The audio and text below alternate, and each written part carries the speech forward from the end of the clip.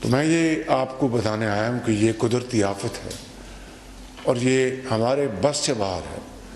یہ اللہ تعالیٰ کا نظام ہے اور یہ جو موسمیاتی جو تبدیلیاں آ رہی ہیں، پاکستان بدقسمتی سے اس فہرست میں 7 ممالک کی فہرست میں شامل ہے.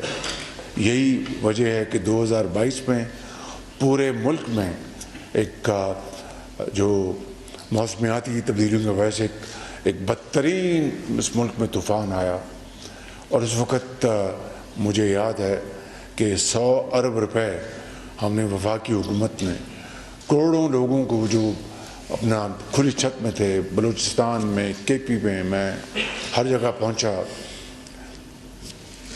سندھ میں بے پناہ تباہی ہوئی تھی، کچھ پنجاب میں بھی ہوئی تھی، اور پھر صوبائی حکومتوں نے بھی اپنا پورا اس میں حصہ ڈالا.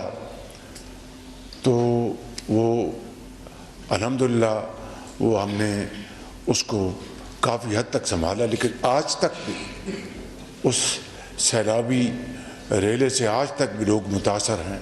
سندھ میں بھی ہیں، کے پی میں بھی ہیں، بلوچستان میں بھی.